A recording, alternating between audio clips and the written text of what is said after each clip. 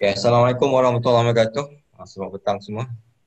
Dan saya ucapkan terima kasih kepada saudara Fadrul kerana sudi untuk bersama-sama kita pada petang ini.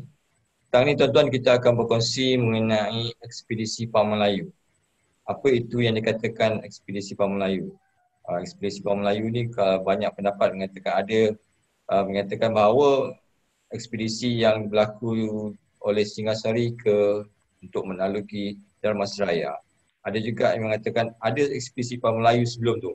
Jadi hari ini kita akan kupas apakah yang dikatakan ekspedisi Pam Melayu dan kesannya terhadap Pantai Barat, terutama Negeri Sembilan, Melaka dan Perak. Kerana ketiga-tiga negeri ini mempunyai hubungan secara langsung, yang tidak langsung dengan ekspedisi Pam Melayu ni. Dan tuan-tuan, penonton hadirin semua, serta Saudara Fadrul adalah pelajar master di Universiti Islam Antarabangsa. Sekarang tengah buat master dalam topik Sriwijaya. So, dia katakan Saudara Fadrul ni boleh dalam kepakaran dia untuk sejarah Sriwijaya. Jadi saya serahkan kepada Saudara Fadrul untuk membentangkan apa hasil dapatannya dan dia kongsi dengan kita. Silakan. Okay, Auzubillahi minasyaitonirrajim. Bismillahirrahmanirrahim. Sebelum tu dengar yang saya cakap dengar. Ya. Okey, pertama sekali saya ucapkan terima kasih. Oh, sekejap. Saya pusing. Okey, pertama sekali saya ucapkan ribuan terima kasih kepada pihak Galeri Diraja Tuan Ku Jaafar, terutamanya Tuan Khairul Hisham kerana diberikan kepercayaan kepada saya untuk membentangkan topik berkaitan dengan salah sebuah peristiwa yang bersejarah yang berlaku di alam Melayu kita. Walaupun peristiwa ni mungkin kelihatan agak kecil, tapi impaknya tu kalau kita lihat pada kesan di masa akan datang, dia seolah-olah seperti merintis peristiwa-peristiwa yang terkemudian. Jadi sebelum itu saya perkenalkan diri saya macam seperti tadi Tuan Khairul Hisham berikan sedikit info kepada saya tambah sedikit. Nama saya Fadrul bin Irwan. Saya seperti mana Tuan kata tadi, saya pelajar sarjana sejarah di Universiti Islam Antarabangsa, Sejarah dan Ketamadunan. Dan sekarang ni saya sedang menyiapkan tesis berkaitan dengan salah satu kedatuan, iaitu Kedatuan Sriwijaya. Dan tesis saya itu topik dia berkaitan dengan Sriwijaya sebagai pusat ajaran Buddha di Asia Tenggara Maritim, atau dalam bahasa Inggerisnya Maritime Southeast Asia, dari abad ke-7 sehinggalah ke abad ke-11 Masihi. Pertama saya diamanahkan oleh pihak Galeri Diraja Tuan Ku Jaafar ini untuk bentangkan sebuah topik yang berkaitan actually sebenarnya dia selepas Sriwijaya. Jadi saya membacanya pun tidaklah terlalu dalam sebab saya pun merumpu kepada Sriwijaya itu sendiri, tetapi sepanjang saya meneliti tentang sejarah Sriwijaya ini, dia ada berkaitan juga dan dia ada sisipkan juga tentang apa yang berlaku selepas Sriwijaya tumbang setelah dilanggar oleh sebuah kerajaan daripada India Selatan, iaitu Kerajaan Chola. Dia bukan langgar menumbangkan, tetapi hanya melemahkan. Itu nak memberikan penjelasan lebih dalam lagi lah. Jadi kita lihat, jadi topik yang saya diamanahkan hari ini oleh Tuan Khairul Hisham adalah berkaitan dengan kesan ekspedisi Pam Melayu terhadap negeri-negeri pantai barat semenanjung Tanah Melayu. Jadi pertama sekali kita perlu tahu dalam kalau kata perbicaraan tentang ekspedisi ini, kita kena tahu macam mana konteks yang berlaku sebelum ekspedisi ini muncul. Jadi kita kena tengok bagaimana suasana Nusantara pada ketika itu, ataupun dalam bahasa lainnya orang yang lebih neutral katanya dia sebut Asia Tenggara Maritim. Ketika itu iaitu daripada abad ke-11 hinggalah ke abad ke-13 Masihi. Seperti selalu kita ceritakan bahawa di sini kalau kita lihat pada abad ke-11 Masihi itu, kita tahu bahawa sebuah kerajaan daripada India Selatan telah datang menjarah ke sebuah empire yang begitu besar, iaitu Kerajaan Sriwijaya, atau nama yang lebih tepat kita panggil Kedatuan. Kedatuan ni kalau kita panggil kedatuan ni maksudnya dia dipimpin oleh datu, ataupun kalau dalam bahasa Melayu sekarang kita sebut datuk. Dan kerajaan dia, kalau dia berkonotasikan kerajaan itu bahawa dia diperintah oleh raja. Macam contoh keraton. Keraton itu kalau kita memelayukannya dia menyebut keratuan. Jadi dekat sini dia mengindikasikan bahawa kerajaan yang menggunakan keraton ini dia menggunakan nama ratu sebagai salah satu gelaran mereka untuk menunjukkan diri sebagai seorang penguasa. Jadi dalam konteks ini kerajaan yang saya maksudkan daripada India Selatan ni memang sangat terkenal, iaitu kerajaan Chola. Pada tahun 1025 kerajaan ini datang dipimpin oleh seorang raja yang bernama Rajendra Chola. Dia datang ke Srivijaya dan membuat penjarahan. Dekat sini ada perdebatan, ada yang kata penjarahan, ada yang kata menakluki. Tetapi bila kita meneliti apa yang dilakukan oleh Chola terhadap Srivijaya pada ketika itu, Srivijaya hanya dijarah, iaitu kalau dalam bahasa Inggeris kita sebut raid. Dia datang, dia ambil apa hasil-hasil yang dalam ni, dia balik. Walaupun dia meletakkan beberapa penguasa-penguasanya untuk di Srivijaya pada ketika itu, tapi penguasaannya lebih kepada untuk memerhati kehidupan, memerhati ataupun mengawal Srivijaya ni supaya tidak memberontak kepada Chola, dan juga hasil-hasil yang ada pada Srivijaya itu diserahkan kepada Chola. Jadi dalam tempoh abad ke-11 ini, bermula daripada tahun 1025 berdasarkan sebuah inskripsi yang bernama inskripsi Tanjore, ataupun kalau dalam bahasa Indianya kita sebut sebagai inskripsi Tanjavur, menyebutkan bermulanya sebuah peristiwa yang besar di mana kerajaan Chola menjarah kerajaan Srivijaya pada ketika itu. Dan kalau kita perhatikan sendiri dalam inskripsi ini pun sendiri, dia hanya menyebut tempat-tempat yang dijarah saja dan diceritakan bagaimana suasana pada itu. Dia tidak menunjukkan ada satu indikasi penaklukan dan menetap di tempat itu. Jadi pada itu. Jadi faktor penguasaan Chola ini, kebanyakan sarjana memberikan pendapat, terutamanya pendapat yang paling terkenal, dia kata adalah kerana Chola melihat Srivijaya ni kedudukannya begitu strategik dalam luar perdagangan. Kalau China nak ke India atau India nak ke China, dia akan melalui Selat Melaka atau Selat Sunda. Jadi kedudukan Srivijaya itu yang terletak betul-betul di tengah di antara laluan ini memberikan keuntungan ekonomi kepada Srivijaya itu sendiri. Dan perkara ini yang menarik perhatian kerajaan Chola, kerana kerajaan Chola ketika itu hanya bergantung ekonominya hanya kepada biaya-biaya daripada kuil dan juga biaya-biaya daripada cukai-cukai daripada rakyat-rakyatnya. Dan bila dia melihat kerajaan Srivijaya ini merupakan kerajaan yang begitu kaya, jadi di situ Chola cuba membuat penjarahan dan mengaut keuntungan ini supaya dia menambahkan lagi kekuasaan ekonomi pada dirinya. Jadi di situlah kita boleh lihat Srivijaya ni menjadi lemah kerana segala hasil orang kata ekonominya telah dikaut oleh Chola pada ketika itu. Dan hal inilah membuatkan Srivijaya dan juga beberapa kawasan dan juga wilayah Asia Tenggara maritim ini sendiri mengalami perubahan yang ketara dan juga kadang-kadang tidak langsung.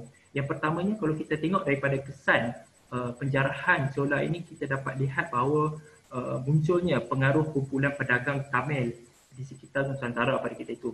Pada ketika itu setelah Chola datang menyerang, pada ketika itu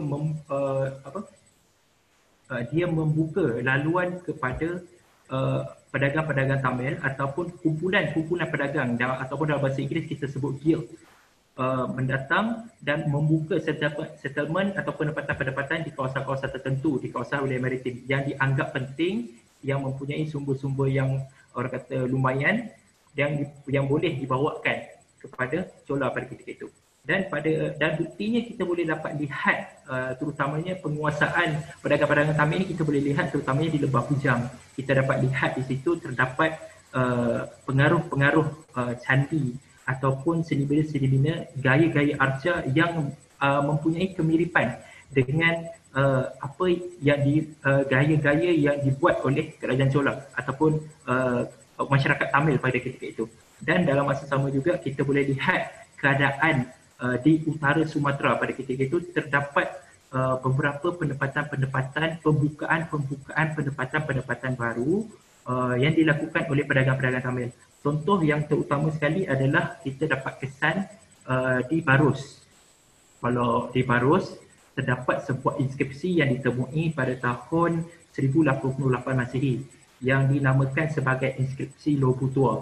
Inskripsi Lobu Tua ini dipahat dalam bahasa Tamil dan dalam inskripsi Lobu Tua ini dia menceritakan tentang kumpulan-kumpulan pedagang-pedagang pedagang-pedagang India, iaitu terutamanya Tamil. Dia membuat satu sistem percukaian di antara mereka sama sendiri. Jadi dekat situ kita boleh nampak terdapat pengaruh kuasa dan juga dominasi pedagang-pedagang Tamil yang berlaku pada waktu selepas kerajaan Chola menyerang Sriwijaya. Jadi pada ketika itu kita tengok abad ke-11 terutamanya Sriwijaya di langgangan Chola dan membuka laluan kepada pedagang-pedagang Tamil untuk menguasai ekonomi-ekonomi yang berada di sekitar Asia Tenggara Maritim ini. Dan mereka sendiri bersaing dengan pedagang-pedagang asing yang lain seperti contoh pedagang Arab yang sedang menguasai tempat-tempat ini, termasuk juga Yahudi. Yahudi ada dua tempat kita dapat temui berdasarkan satu manuskrip yang dijumpai di Mesir. Surat dalam bentuk surat, dia menceritakan kematian pedagang-pedagang Yahudi yang menguasai ekonomi Barus, Kapur. Terutamanya di Barus pertama, yang kedua di Kra, iaitu di Segeting Kra. Jadi dekat sini mengindikasikan bahawa pedagang Yahudi sudah ada pada abad ke-11 dan juga bersaing dengan pedagang Arab dan juga pedagang Tamil untuk menguasai ekonomi Kapur Barus itu sendiri. Jadi dekat situ kita boleh menarik perhatian kita untuk kita teliti. Dan kemudiannya kita sendiri melihat dengan penjarahan Chola kepada Sriwijaya itu, maka Sriwijaya secara tidak langsungnya dia jadi lemah. Ada yang kata dia tumbang. Sebenarnya dia tak tumbang. Dia sebuah kerajaan ini dia tidak dilanggar dan hilang begitu. Dia dilanggar dan dia hanya menumpulkan sahaja ataupun mengurangkan sahaja kuasa politik dan kuasa ekonomi pada sebuah kerajaan itu. Dan ini berlaku pada Sriwijaya. Jadi kalau kita tengok dalam konteks kuasa politik, setelah Chola menyerang Sriwijaya pada ketika itu, Sriwijaya sudah menjadi begitu lemah dan dalam masa sama juga berlaku siri pemberontakan dan juga beberapa kerajaan-kerajaan di bawah naungan Sriwijaya dia menunjukkan indikasi pemberontakan dan juga menunjukkan indikasi kemerdekaan. Seperti contoh kalau kita tengok kerajaan salah satu kerajaan di bawah Sriwijaya iaitu yang bernama Kedah, kerajaan Kedah pada ketika itu yang diserap masuk di bawah naungan Sriwijaya pada tahun 1060 Masihi. Berlakunya pemberontakan terhadap Sriwijaya pada ketika itu kerana mereka berfikir mereka perlu untuk berkuasa dengan sendiri dan meminta merdeka daripada Sriwijaya. Tetapi malang sekali pemberontakan Kedah ni berjaya dipatahkan dan pada ketika itu Chola sekali lagi datang sebab Sriwijaya minta Chola untuk serang Kedah dengan bantuan Kedah, walaupun sebelum tu mereka serang Sriwijaya, melemahkannya, tapi dalam kemudiannya Sriwijaya sendiri meminta. Jadi dekat situ agak unik lah bila kita tengok kerajaan yang diserang kemudiannya meminta kerajaan yang menyerang dia itu membantu dia untuk mengalahkan pemberontakan dalaman di bawah kerajaan naungannya. Dan dalam masa sama juga kalau kita tengok tahun 1082 dan juga tahun 1088 Masihi, pada ketika itu sebuah kerajaan di bawah naungan Sriwijaya telah menghantar utusan ke China. Dalam konteks politik ataupun penghantaran utusan ke China dalam konteks Asia Tenggara Purba,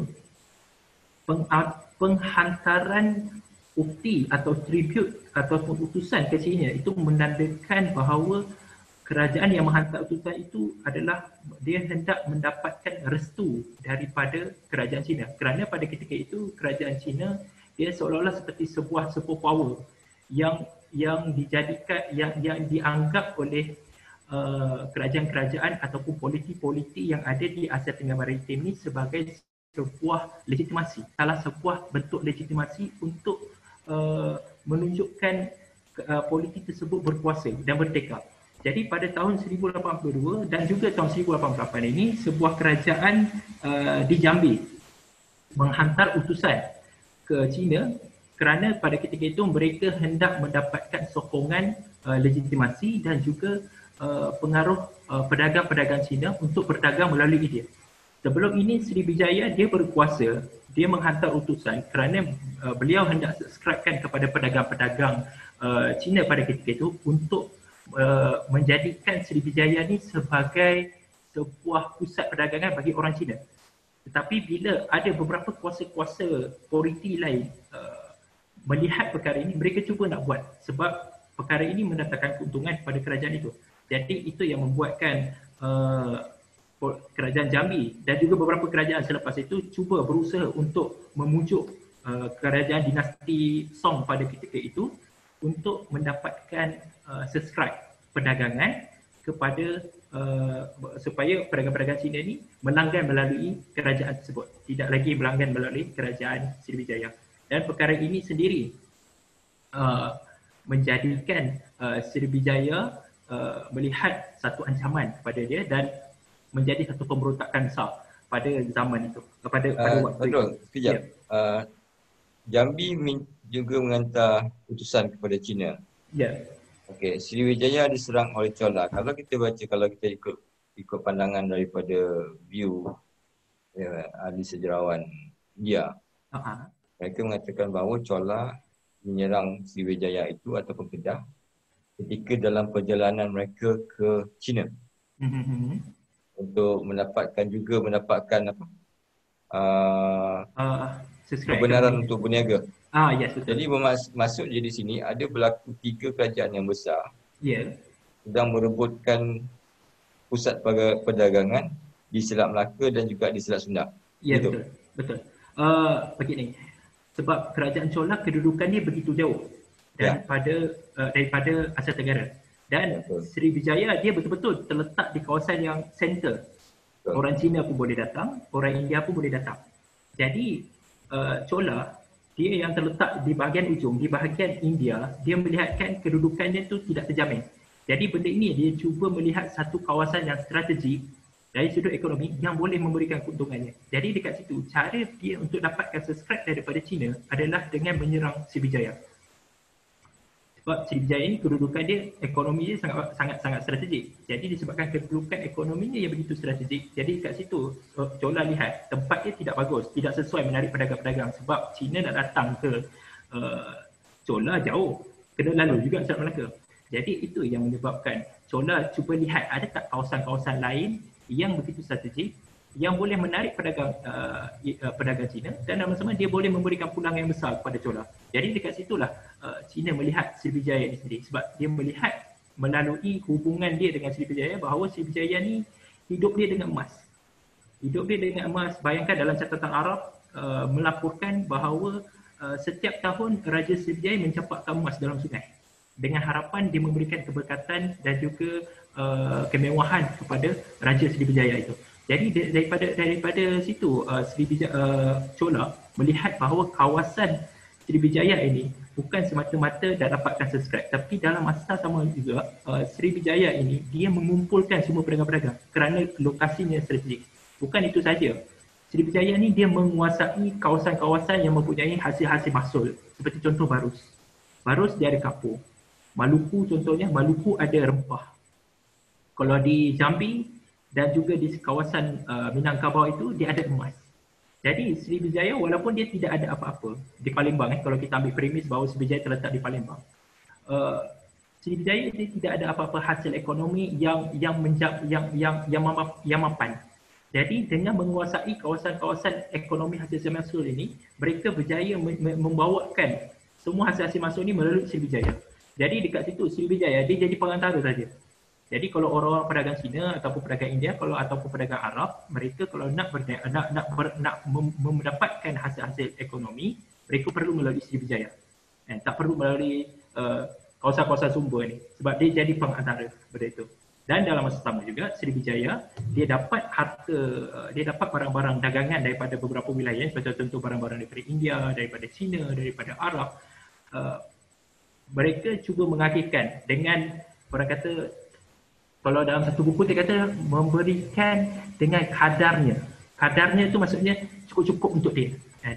Tapi sebenarnya dia count lebih. Yang selebihnya dia hanya bagi kepada, contohnya kalau kepada Barus itu dia hanya bagi apa yang dia rasa okey cukup kepada Barus. Tetapi hasil-hasil lebihnya dia bagi kepada Sriwijaya.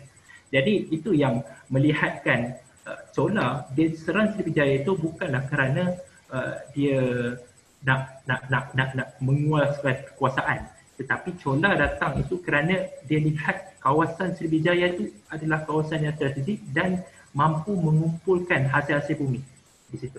Itu yang kita dapat saksikan lah. Namun perkara ini masih lagi dalam peringkat hipotesis sebab faktor kenapa Chola serang itu tidak dibahas. Bukan tidak dibahas, tidak dijumpai bukti-buktinya, melainkan hanya pada inskripsi Tanjabur di sini. Dan inskripsi Tanjabur ini pun dia hanya menceritakan tempat mana yang diserang dan juga dia culik Raja Sriwijaya itu. Nanti saya akan tunjukkan dia punya bahan di sini. Itu dia punya. Jadi tuan dapat faham itu Okey. Okey. Dalam masa sama juga kalau kita lihat Jambi tadi dia membuat pemberontakan dan minta subscribe daripada China dan akhirnya dipatahkan sendiri oleh Sriwijaya dan Sriwijaya kembali balik menjadi satu kuasa yang dominan, tapi tak sehebat seperti sebelum Chola menyerang Sriwijaya pada ketika itu. Tapi kalau kita lihat dari sudut dominasi ekonomi, walaupun Sriwijaya dia mampu patahkan semua ni, tetapi dominasinya dari sudut ekonominya kita boleh nampak dia makin kurang. Sebab kenapa? Pertambahan pedagang-pedagang asing, contohnya pedagang Tamil, dia cuba menguasai kawasan-kawasan yang dilihat ini adalah sumber-sumber hasil manusia yang boleh memberikan keuntungan kepada dia. Sebab itu kalau kita tengok daripada inskripsi Lobutua itu, dia sudah menguasai, seolah-olah menguasai Barus itu sehingga mampu membuat satu sistem percukaian antara mereka sendiri. Jadi dekat situ kita boleh nampak seolah-olah Sriwijaya walaupun dia ada kuasa tetapi dia tidak mampu lagi mengawal guild-guild ataupun komuniti-komuniti pedagang yang ada di bawah kerajaan naungannya. Sehingga guild ini sendiri yang mendominasi kawasan itu. Seolah-olah guild ini macam raja tempat itu. Itu yang menyebabkan kita boleh nampak sebenarnya Sriwijaya dia boleh dari segi keupayaan dia untuk menguasai kawasan-kawasan ekonomi itu sudah mula merosot. Dan kalau kita lihat sendiri macam tadi saya akan sebut pedagang Tamil. Dan dalam masa sama juga kita boleh tengok munculnya kerajaan-kerajaan baru atau politik-politik baru yang berlaku di sekitar Asia Tenggara, seperti contoh kerajaan Perlak, kerajaan Pasai, ataupun kita boleh tengok lagi kalau seorang sarjana arkeologis bernama bukan John Mixik, Edward McKinnon, dia menyebutkan terdapat sebuah pendapatan baru di Medan, ataupun kalau dalam konteks ini disebut kota China. Dekat situ kerana apa? Di kota China ini mereka, Edward McKinnon, dia membuat ekskavasi arkeologi di sana dan menemui beratus-ratus seramik dan beberapa lagi manik dan juga produk-produk yang material yang kita boleh anggap ini adalah komoditi perdagangan. Jadi di situ kita boleh nampak, kalau kita nampak perdagangan seramik, China menguasai perdagangan seramik di Asia Tenggara. Kalau nampak mana produk-produk China, kita boleh nampak melalui perdagangan produk seramik itu, komoditi seramik ataupun komoditi seperti manik ataupun gelas biji-biji gelas itu. Jadi dekat situ kalau kita boleh nampak di kota China itu terdapat ribuan ataupun ratusan seramik mangkuk ditemui yang berkisar daripada abad ke-11 hingga ke abad 13 Masihi. Jadi dekat situ kita boleh nampak bahawa pedagang-pedagang Cina sudah pun datang ke sini dan membuka pendapatan dan menguasai kawasan tersebut. Jadi di situ kita boleh nampak bukan sahaja Sriwijaya terpaksa bersaing dengan pedagang daripada India, tetapi juga terpaksa bersaing dengan pedagang daripada China yang sudah bypass Sriwijaya dan terus pergi ke tempat-tempat yang mempunyai hasil-hasil ekonomi. Macam contoh pasai dia ada lada hitam. Kalau perlak pun ada lada hitam. Barus pun dia ada kapur barusnya. Jadi sepatutnya kalau dalam konteks ekonomi Srivijaya sebelum Chola, mereka kalau nak dapatkan kapur barus, nak dapatkan lada, nak dapatkan produk-produk rempah, mereka perlu melalui Srivijaya. Tetapi sekarang ini mereka tidak lagi ambil produk-produk daripada Srivijaya, mereka terus pergi ke tempat-tempat yang menghasilkan barang-barang ini. Jadi dekat situ Srivijaya sudah kehilangan sumber ekonomi dia sendiri sebagai sebuah pengantara ekonomi dan pengantara perdagangan pada ketika itu. Dan perkara inilah disebabkan ini dalam masa sama juga tahun 1100, saya tak ingat tahun 1100 berapa, tapi abad ke-12, Srivijaya menghantarkan utusannya ke China pada ketika itu untuk mendapatkan subscribe perdagangan supaya China kembali balik berdagang kepada Srivijaya. Tetapi apa yang berlaku pada ketika itu, China kata selepas dia ditahan dan dia kata selepas ini Srivijaya tidak dibenarkan masuk ke dalam port China. Jadi dalam konteks ini, kalau seandainya sebuah utusan yang datang ke China dan disekat ataupun dihalang untuk berjumpa dengan Maharaja, maksudnya raja itu dia tak nak lagi subscribe kerajaan itu.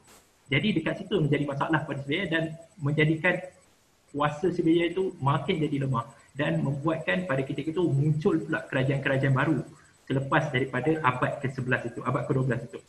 Sebab pada abad ke-12 itu selain daripada Pasai, selain daripada Perlak, selain daripada kota China, kita ada kerajaan lain seperti kerajaan Singasari, Kediri, Panjalu, Janggala yang berpusat di Jawa Timur. Dan pada ketika itu kuasa ekonomi rempah mula beralih bukan lagi kepada Srivijaya tetapi beralih ke Jawa Timur begitu yang dikuasai oleh kerajaan Singasari. Itu pada abad ke-13 Masehi. Jadi pada ketika itu Srivijaya sudah hilang semua sumber ekonominya. Jadi Srivijaya hanya sekadar orang kata apa? Hanya sekadar sebuah kerajaan tetapi hasil-hasil mahsulnya, ekonominya dia hanya bergantung kepada cukai. Dan terdapat sebuah laporan abad ke-13 di mana dilaporkan oleh utusan daripada China. Kalau dengar nama Cao Jukua dia menyebut dalam laporan itu bahawa Srivijaya cara dia nak menarik pedagang adalah dengan cara apabila pedagang-pedagang asing lalu di kawasan Srivijaya, dia akan memaksa pedagang itu datang ke Srivijaya. Dan dalam masa sama juga pedagang itu sendiri dalam masa sama juga kalau seandainya pedagang itu tidak mahu berdagang kepada Srivijaya, Srivijaya akan hantar tentera kepada pedagang itu dan mengambil hasil-hasil yang ada di dalam pedagang itu. Jadi dekat situ seolah-olah Srivijaya dia jadi sebuah jadi desperate. Dia nak sangat kembali balik seperti mana kerajaan dia yang sebelum.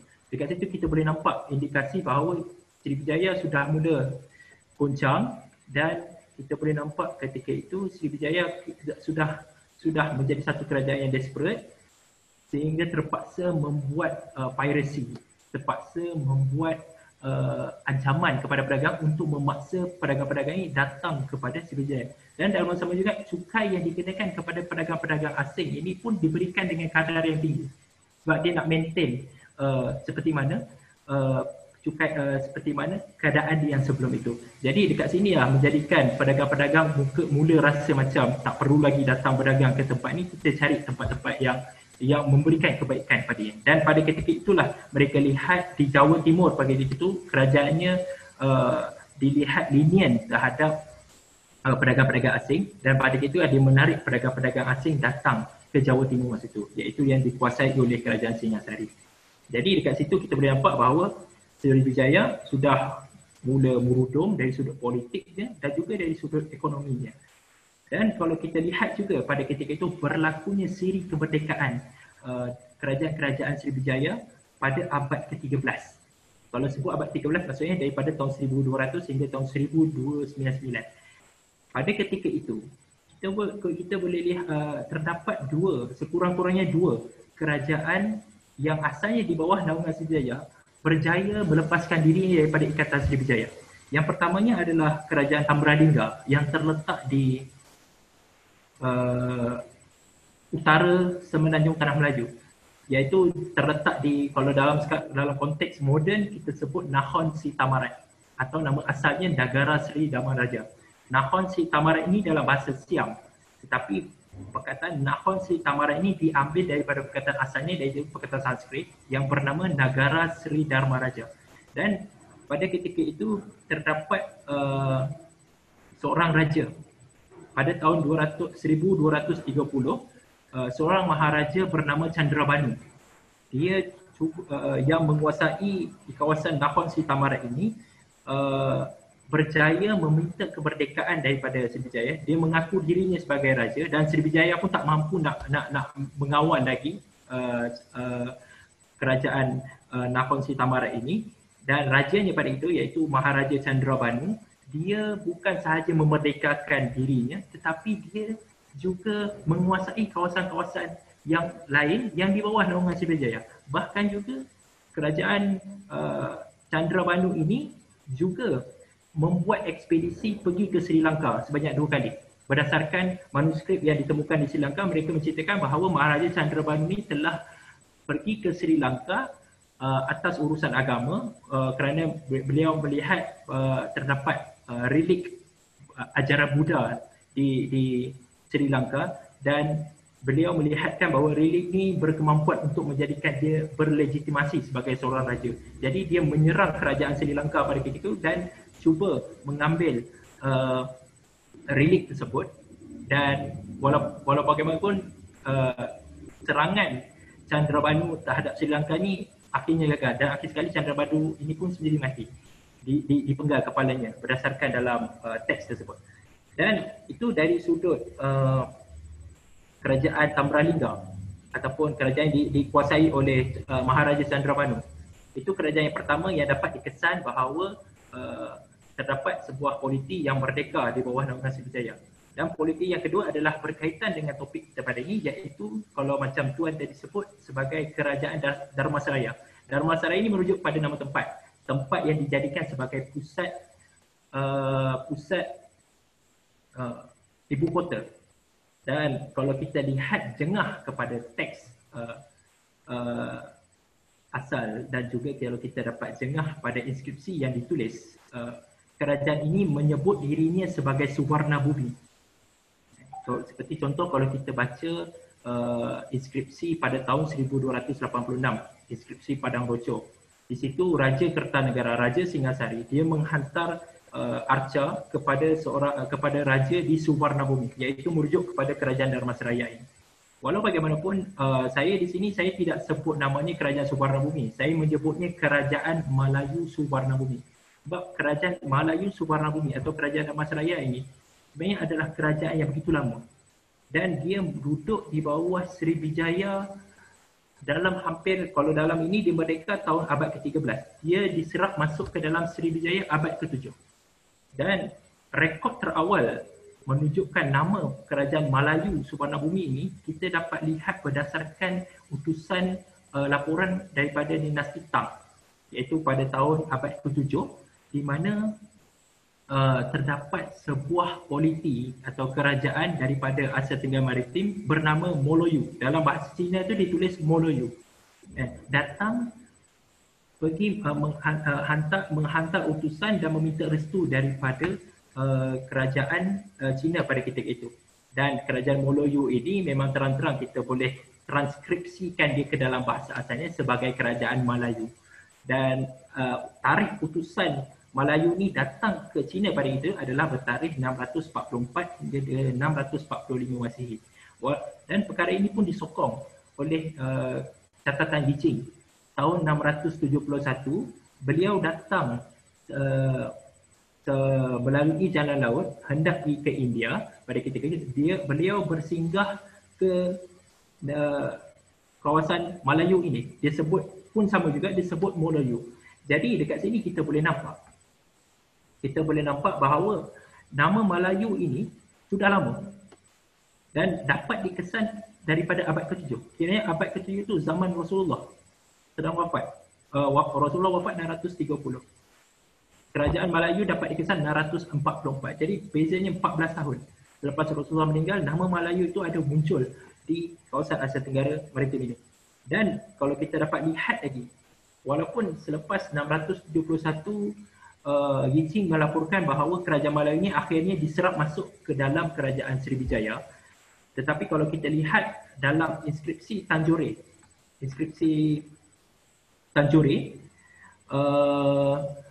menyebutkan nama Melayu pun disebut dalam tu sebagai salah satu tempat yang diserang oleh kerajaan Chola selain daripada Srivijaya. Nanti saya akan tunjuk nama Melayu disebut di dalam tu. Dia tidak sebut Melayu, disebut Malayur. Disebut Malayur dalam tu. Okey. Berkaitan dengan lokasi Melayu di zaman Srivijaya, kita banyak perbahasan dilakukan. Seperti macam Tuhan tadi sebutkan bahawa kerajaan Melayu Suvarnabhumi ini dia dinamakan juga sebagai kerajaan Dharmasraya kerana dia sudah berpindah ke Dharmasraya. Jadi sebab itu dipanggil kerajaan Dharmasraya. Tetapi sebenarnya kerajaan itu dia sebenarnya ada lokasi ibu kota sebelumnya. Dan di sini banyak perdebatan antara sarjana kerana banyak persoalan disebutkan. Di manakah lokasi kerajaan Melayu ini? Di mana lokasi yang tepat di kerajaan Melayu ini daripada zaman 644 Masihi itu sehinggalah ke zaman Chola serang ke Srivijaya pada kita itu. Di sini ada 3 pendapat yang masyhur yang diperdebatkan dalam kalangan sarjana. Yang pertama, secara umumnya mereka mengatakan Melayu ini terletak di Jambi. Itu yang pertama.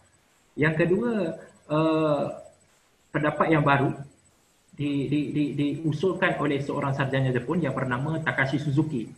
Beliau mengatakan kerajaan Melayu ini dia berpusat bukan di Jambi. Dia berpusat di salah satu sebuah kawasan di Kepulauan Riau. Dan ada yang mengatakan menambahkan lagi, memperhalusi lagi pandangan Takashi Suzuki ini mengatakan dia terletak di Singapura. Itu salah satu pandangan daripada yang anjuran cadangan di mana terletak Melayu ini. Itu yang kedua. Dan yang ketiga, tahun 2016, seorang sinologis, seorang ahli sejarawan Cina, tapi dia orang Jerman, dia mengusulkan pada tahun 2016 dalam sebuah jurnal di Oxford mengatakan bahawa Melayu ini bukan terletak di Jambi, bukan terletak di Kepulauan Riau ataupun di Singapura, tapi sebenarnya dia terletak di Minangkabau, di Padang. Berdasarkan hujahnya daripada hujah Leonard Andaya yang dikatakan bahawa core utama Melayu ataupun teras utama kebudayaan Melayu adalah terletak di Minangkabau. Jadi dekat situ dia mengusulkan bahawa sebenarnya Melayu ni bukan terletak di Jambi, bukan terletak di Kepulauan Riau, tapi meletakkannya di Minangkabau, di ranah Minangkabau tu. Kalau bahasa saya lebih umum lagi, kita sebut Sumatera Barat. Itu adalah cadangan yang diusulkan oleh Stephen Howe tahun 2016. Walau bagaimanapun, ketiga-tiga ini masih lagi debat dan saya pun tak berani nak kata okey yang mana betul, Jambi ke, Riau ke, Minangkabau ke, tetapi kalau kita dapat lihat dari segi konteksnya tu, mereka ada hujah-hujah dan juga teori-teori dan juga bukti-bukti mereka itu sendiri yang kita tak boleh nak sangkalkan ketiga-tiga cadangan ni. Jadi dekat situ saya tak berani nak usulkan. Namun secara pastinya selepas abad ke-11 ataupun selepas abad ke-12, kita dapat tahu kerajaan Melayu ini memerdekakan dirinya daripada Srivijaya dan memindahkan kawasan pemerintahannya daripada kawasan yang saya sebutkan di antara ketiga-tiga ini ke Dharmasraya. Kerana memang ada bukti dalam bentuk inskripsi bahawa pusat ibu kota Melayu Suvarnabhumi yang seterusnya adalah terletak di Dharmasraya bagi itu, iaitu pada abad ke-13 Masihi. Adakah sebab kerana yang mengatakan di Jambi itu kerana Muara Takus, sebab berkaitan di antara Muara Takus dengan Jambi agak rapat. Begitu juga dengan Palembang, dia ada sebab Sumatera Barat dan Sumatera Selatan itu masa dulu tidak ada dibagikan. Sumatera Barat dan Sumatera Selatan, mereka berada dalam komponen yang sama. Ya betul. Jadi bila mengatakan kerajaan Dharmasraya itu dia boleh merangkumi sampai Tanah Minang dan dia juga boleh bawa sampai ke selatan. Boleh, possibility. Sebab saya ada tunjuk gambar bahawa sebenarnya kerajaan Dharmasraya ini ataupun kerajaan Melayu ini sebenarnya dia mengembalikan balik legasi Srivijaya itu. Walaupun pemerintahannya tidak lama, tetapi dia mengembalikan balik penguasaan kawasan-kawasan naungan Srivijaya.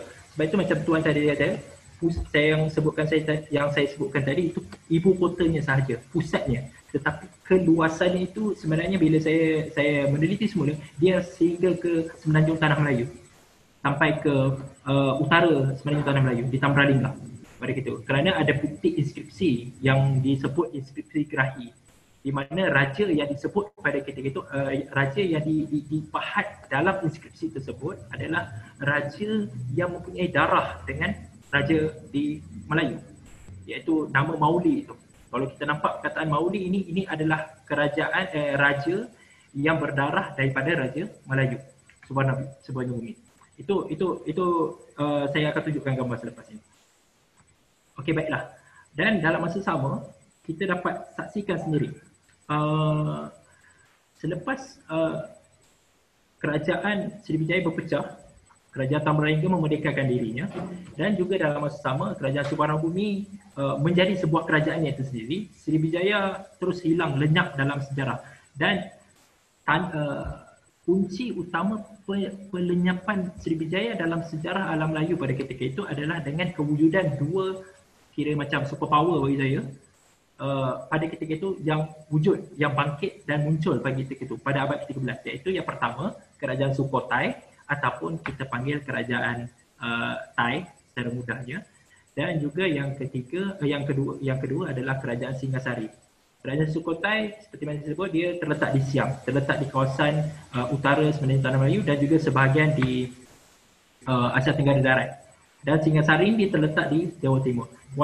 Dua kuasa ini dia tumbuh, bangkit, dan dia menguasai, dia mengaut saki-baki kerajaan-kerajaan naungan di bawah Srivijaya suatu ketika dahulu, dan menjadi kerajaan di bawah lagi. Sebab itu kalau kita lihat, macam saya tadi sebut kerajaan di bawah pemerintahan Chandrabanu, iaitu kerajaan Tambralinga, kerajaan ini selepas Raja Chandrabanu mati dipenggal, kerajaan itu dirampas oleh kerajaan Sukhothai ini, menjadi salah sebuah kerajaannya. Dan dalam masa sama juga Siam, kerajaan Sukhothai ini menguasai beberapa kerajaan-kerajaan di sekitar utara Semenanjung Tanah Melayu.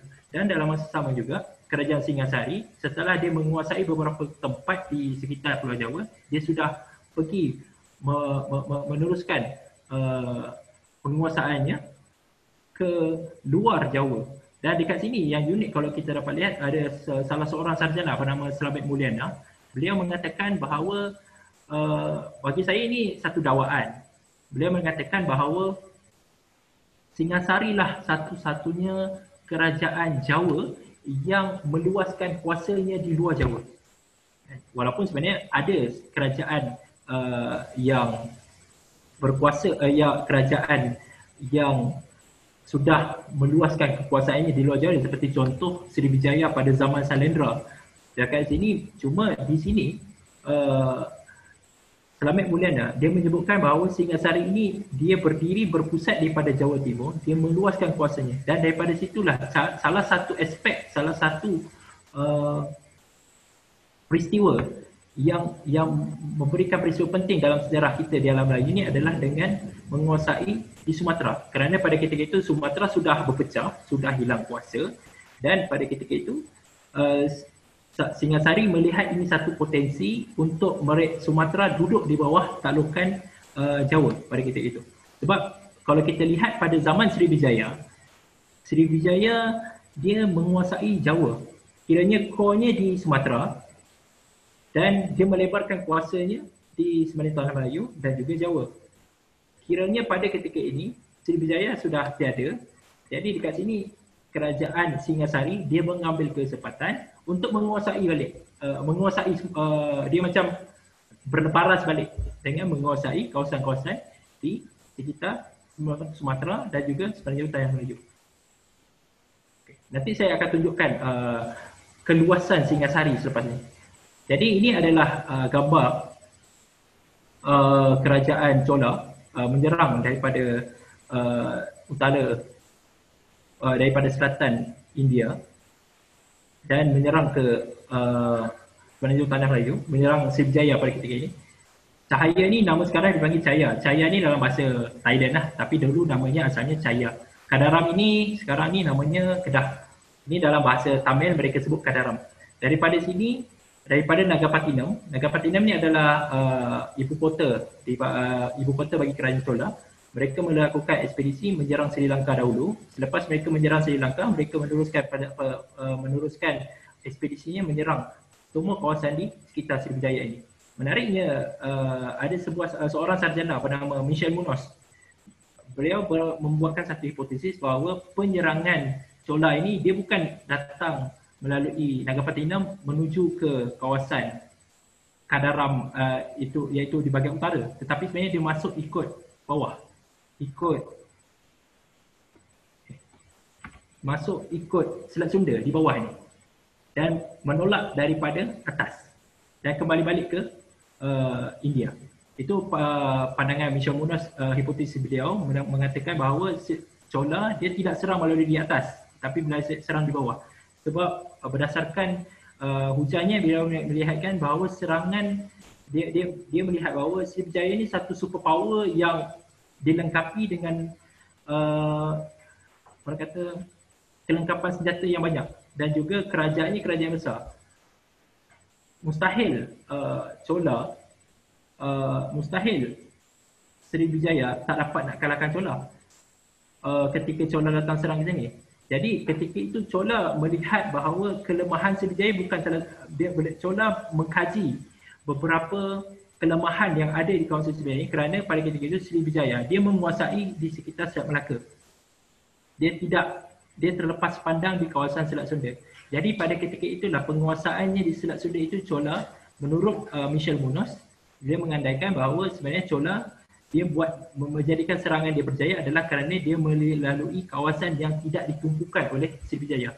Kalau ikut daripada gambar ini pun sendiri pun kawasan yang merah ini, walaupun dekat sini tulis Chola influence, ini asalnya adalah kawasan-kawasan yang dikuasai oleh Srivijaya pada satu ketika itu, iaitu di kawasan-kawasan ini tidak dikuasai oleh Srivijaya. Jadi daripada kawasan ini, daripada hipotesis Michel Munoz, dia mengandaikan disebabkan kawasan ini tidak ada penguasaan Srivijaya, jadi Chola dia melalui kawasan pesisir pantai barat Sumatera dan menyerang ikut bahagian atas. Dan hal inilah menjadi serangan mengejut yang dilakukan oleh Chola terhadap Srivijaya pada ketika itu. Ini adalah hipotesis yang diusulkan oleh Michel Munoz.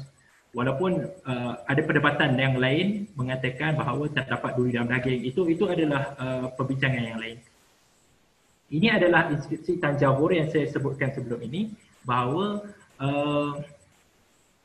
inskripsi ini melaporkan, membicarakan tentang serangan Chola terhadap Srivijaya dan beberapa kawasan-kawasan yang berada di bawah Nusantara. Kalau saya bulatkan sini adalah nama-nama kawasan-kawasan yang diserang. Dekat sini kalau kita dapat lihat seperti Malayur, seperti Langgasuka, seperti contoh Lamuri.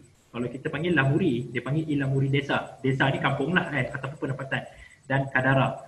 Kawasan-kawasan ini ada sarjana masih lagi berdebat di manakah lokasi-lokasi ini, tetapi mereka sepakat bahawa kesemua yang dibulatkan ini adalah terletak di sekitar Semenanjung Tanah Melayu dan juga di Sumatera.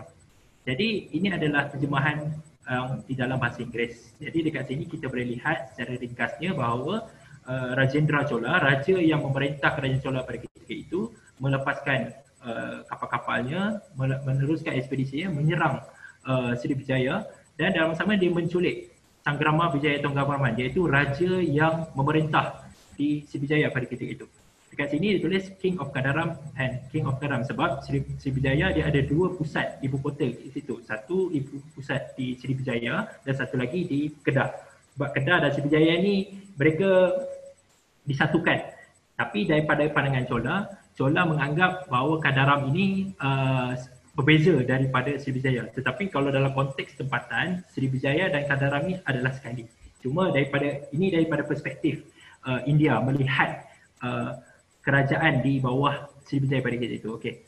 Jadi di sini kita boleh nampak serangan ke Srivijaya, serangan ke Malayur, dan menarik dekat sini dia memberikan satu indikasi bahawa membenarkan apa yang dihujahkan oleh Stephen Hoare tahun 2016 mengatakan bahawa Malayur ni terletak di sekitar Sumatera Barat. Jadi dekat sini ditunjukkan the ancient Malayur with the strong mountain of its rampart. Maksudnya dekat sini kalau kita sebut strong mountain, kalau kita melihat ketiga-tiga lokasi yang diusulkan, kita dapat lihat bahawa di kawasan Sumatera Barat terkenal dengan bukit-bukitnya. Seperti contoh kita dapat kenalnya dengan Bukit Barisan.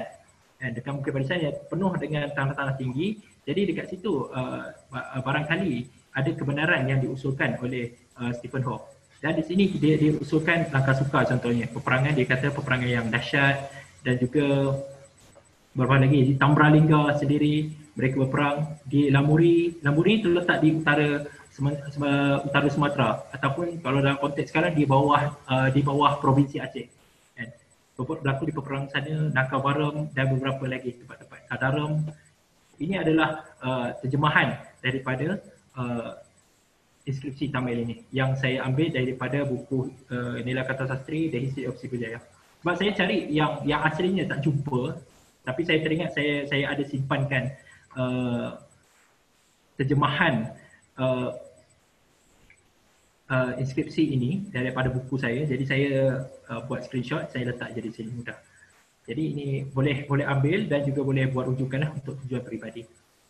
Jadi ini adalah seperti mana tadi Tuan sebutkan bahawa keluasan kerajaan Dharmasraya itu. Kalau macam saya tajunya, Dharmasraya itu merujuk kepada pusat, sebagai ibu kotanya. Tetapi keluasannya seperti mana yang saya sebut ini meliputi macam sampai ke Lampung, sampai ke Palembang, Jambi, Riau, dan juga ada yang mengatakan sampai ke Semenanjung Tanah Melayu. Ini adalah dianggarkan oleh sarjana bahawa kedudukan Dharmasraya. Dan dekat sini kita boleh tengok terdapat beberapa kerajaan-kerajaan kecil, seperti contoh Kerajaan Lamuri terletak di bahagian utara Aceh, di bahagian Aceh, Pidi, Jempa, Perlak dan Nagor. Nagor ni dia bukan di Aceh, tapi kalau dalam konteks kan dia terletak di macam lokasi di Medan begitu. Dan baru di kawasan di sini, Pulau Simulu, Pulau Nias itu. Ini adalah diandaikan oleh para sarjana bahawa ini adalah selepas Srivijaya tumbang, Dharmasraya menguasai balik semula kawasan-kawasan ini. Dan ini dalam konteks moden sekarang. Dulu Dharmasraya adalah satu kerajaan yang besar, tapi sekarang ini dia hanya sebagai satu kabupaten saja di Sumatera Barat. Dan menariknya kalau kita lihat di sini, kalau kita mengambil konteks kedudukan Jambi, kedudukan Kerajaan Melayu Suwarnabhumi ini yang terletak di Jambi ataupun terletak di Kepulauan Riau ataupun terletak di Pulau Riau dan juga Jambi, kita dapat lihat kerajaan ini berpindah melalui Sungai Batanghari. Dan di sini adalah kawasan yang dilihat strategik dan juga melihatkan bahawa salah satu faktor yang mengatakan bahawa kerajaan Jambi ini berpindah ataupun kerajaan Melayu Suwarnabhumi berpindah adalah kerana mengelak daripada serangan-serangan luar. Jadi dekat situ dia cuba membawakan ke dalam, iaitu ke dalam hulu Sungai Batanghari, dan beliau membuatkan satu penempatan baru di sana dan menjadi satu buah kerajaan baru di sana. Tetapi masih lagi berhubung dengan jalan laut, iaitu melalui Sungai Batanghari. Sungai Batanghari lebih jauh berbanding sini. Sini tidak ada sungai sebab sini kawasan ini tanahnya begitu curam. Jadi kawasan yang sesuai untuk membuat perairan dan juga perdagangan kapal adalah sesuai melalui laluan Sungai Batanghari di kawasan ini. Itu adalah secara geografinya lah. Jadi ini adalah gambar kerajaan Siam yang menyerang daripada Siam, Sukhothai, dia turun ke bawah menguasai Nakhon Si Thammarat di sini. Dan beberapa kawasan ini adalah semenanjung, sekarang dalam konteks moden sekarang kita sebut semenanjung Malaysia, dan ada beberapa seperti Patani, Pulau Phuket dan semua sebagainya. Sukhothai menguasai kawasan-kawasan ini. Ini adalah wilayah kekuasaan Singasari yang berpusat di Kota Raja Singasari, iaitu Tumapel. Di sini di Jawa Timur, dan kemudian kerajaan Singasari meluaskan kuasanya sehinggalah ke Nusa Tenggara dan juga ke beberapa kawasan di Asia Tenggara dekat sini. Kawasan di Sumatera dan juga sebenarnya Tanah Melayu. Nanti saya akan bahaskan secara melalui teks.